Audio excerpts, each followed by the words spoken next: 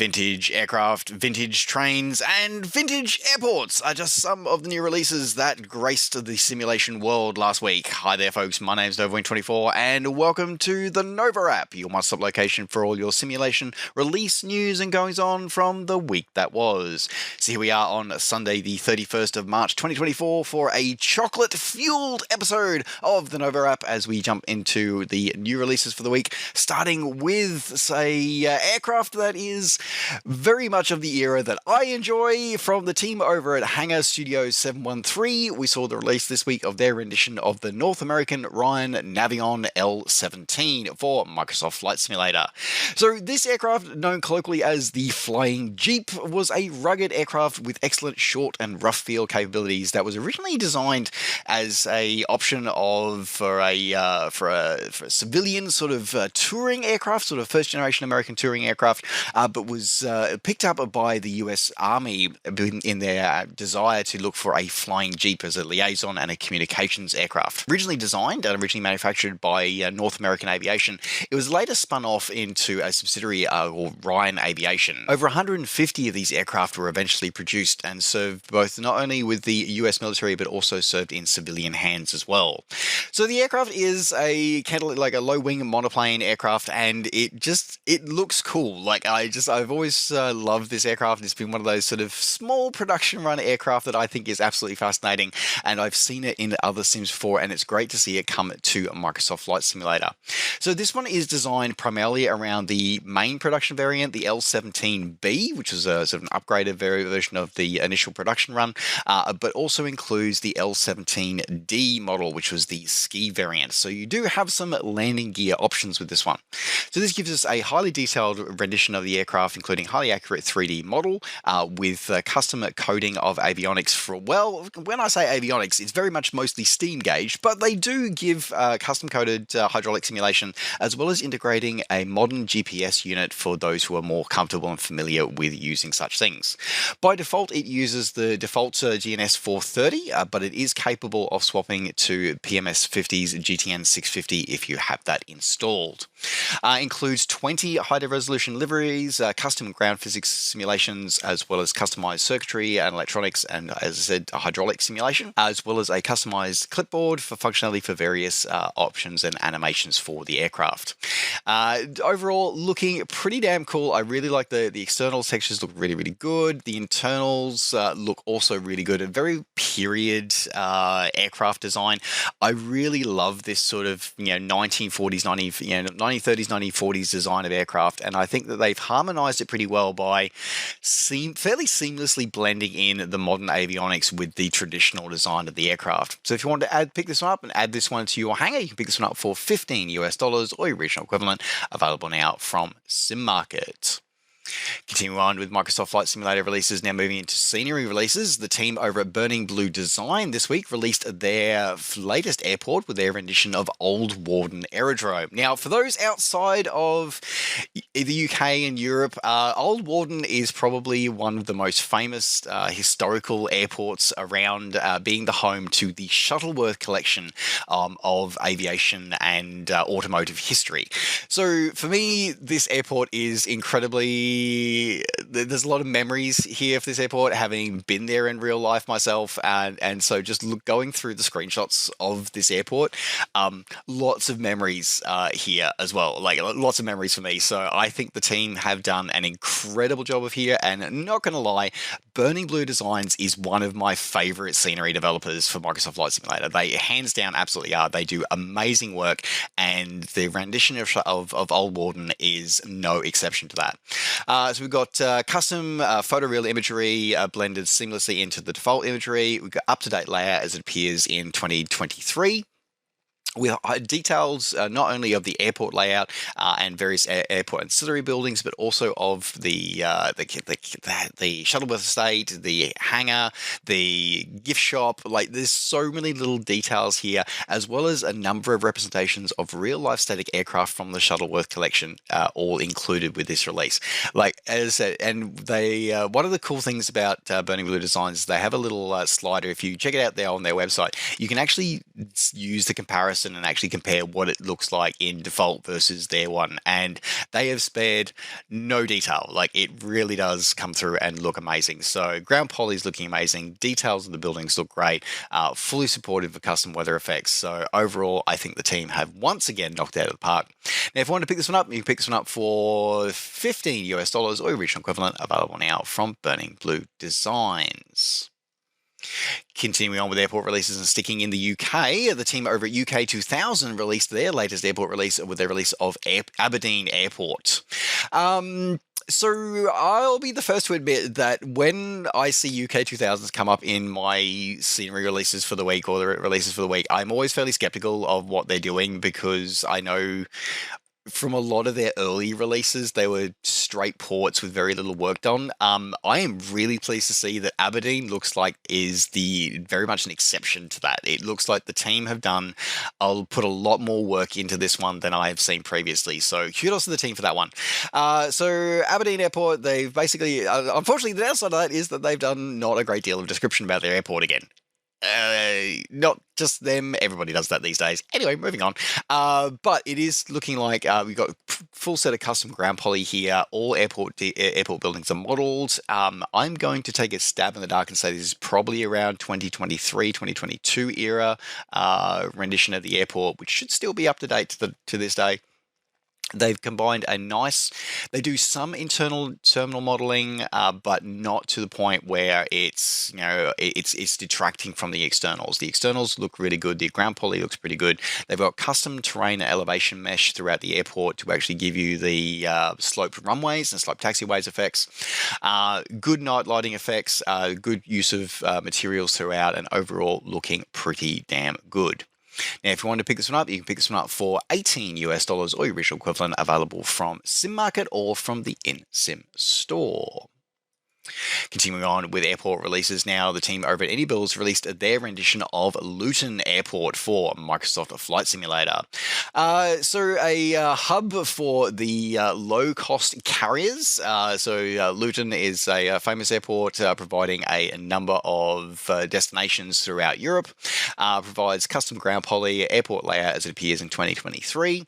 Includes the GSX profile. Overall, the layout looks pretty good. Ground poly looks pretty good as well, with customized level of detail optimization to enable best performance possible, as stated on their description.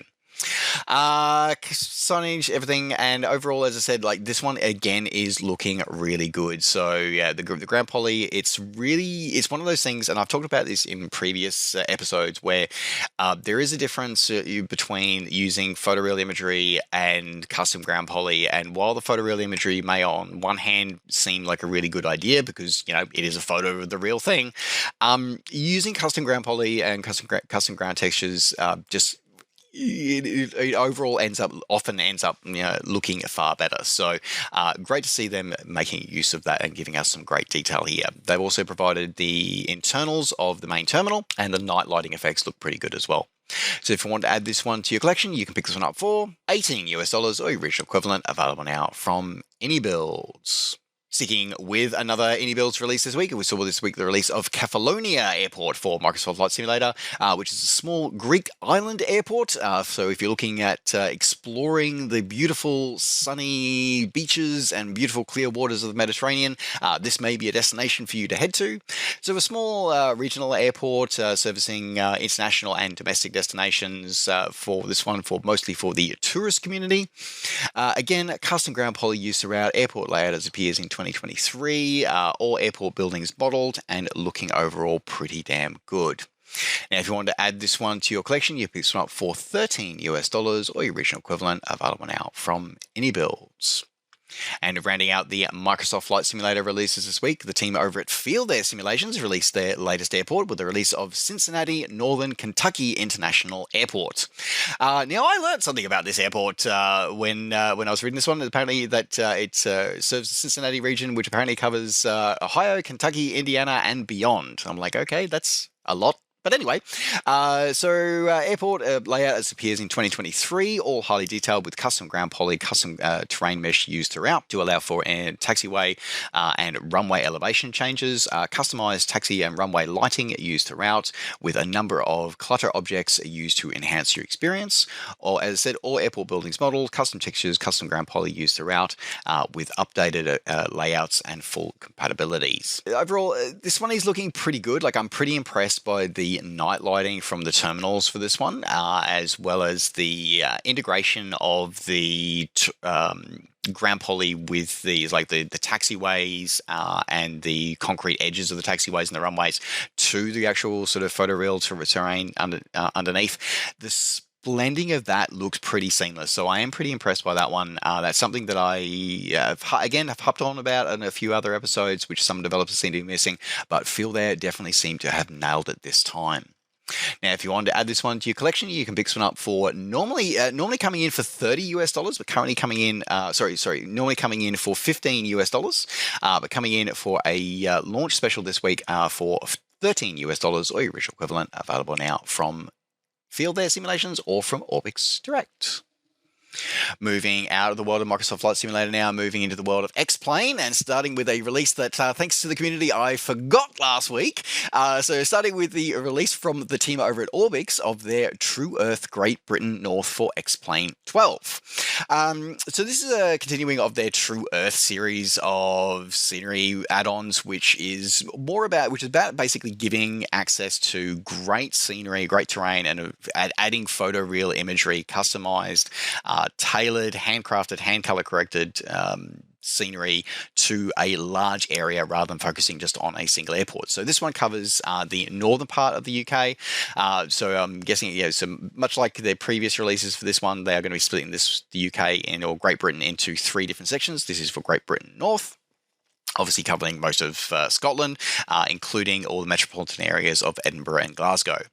So this one includes over 40,000 square miles of hand-corrected, color-matched aerial imagery with customized auto-gen technology integrated and designed to work specifically with X-Plane and specifically with X-Plane 12, with over 1.4 million buildings at the correct height and location. It's funny in some ways thinking that Microsoft Flight Simulator does this out of the box, and X-Plane doesn't. Like, I sometimes I hear a lot of people talk about, why is Microsoft Flight Simulator taken over as the lead sim when X-Plane 12 or X-Plane has so many good things? And X-Plane has good things. It absolutely does. So does DCS. So does Prepared.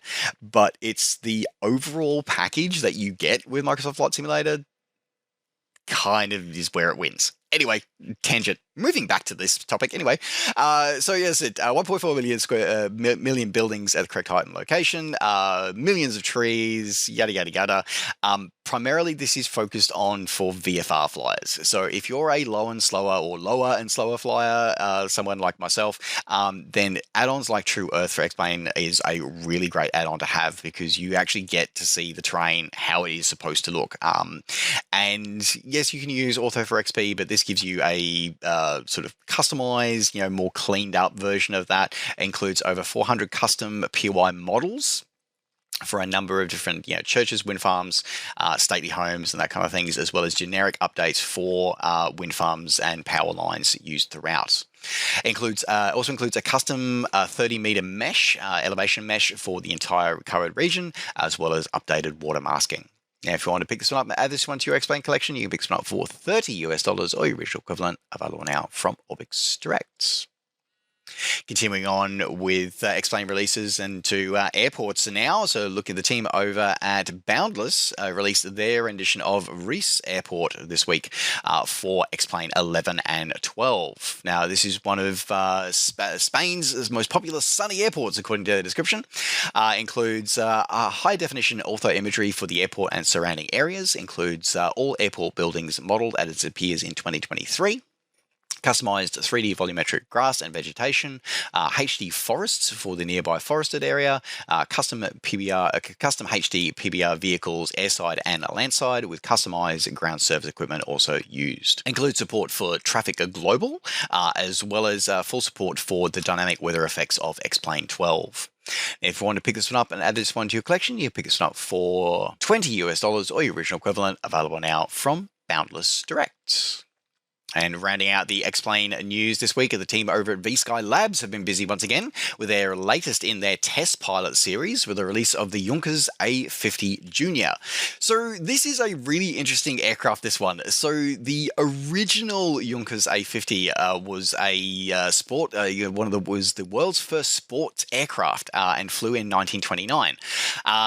Didn't have a huge amount of popularity, but it was definitely a aircraft that set a lot of new standards and was very revolutionary for its time.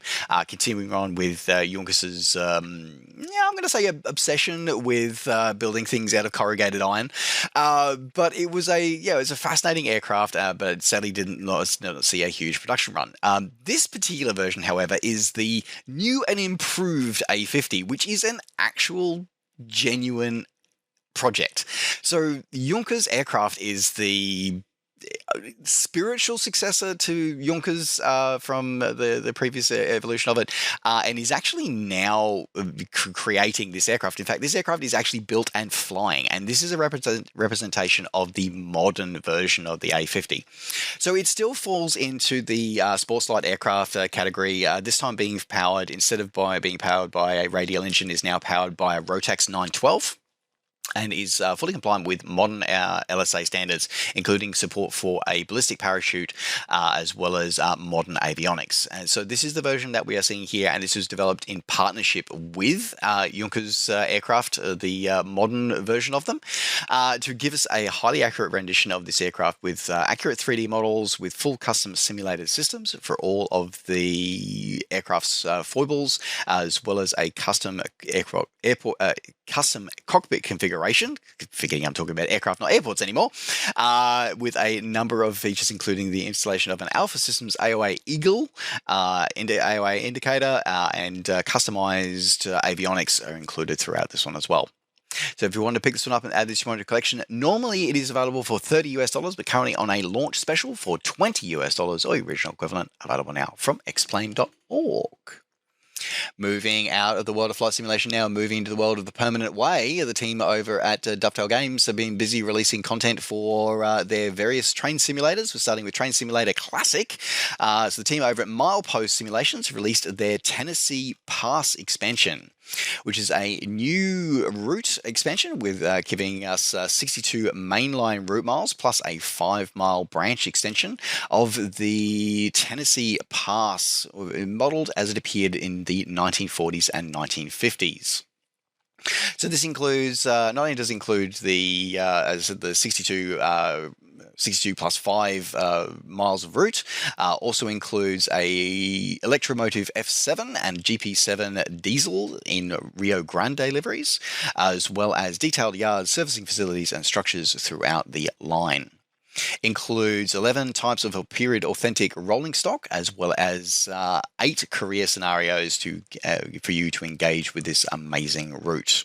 If you want to pick this one up, you can add this one to your collection for $40 or your original equivalent, available now on Steam. And finally, to round out the NovaWrap this week, we move into the world of Train Sim World 4 with the release of their latest route add-on, with the release of their Fife Circle Line, Edinburgh, Mackinac to Dunfermline. So this line was really interesting. Now, I don't play Train Sim very much. I think it's been several years since I last played it, but not gonna lie, this route actually piqued my interest because I have actually travelled on this route in real life. So this is a 52-mile route covering from Edinburgh Waverley to Mackinac by Kirkcaldy and Dunfermline. I have butchered the pronunciation of that, and I apologise to all my Scottish viewers with the rendition of this line as it appears to this in the current times.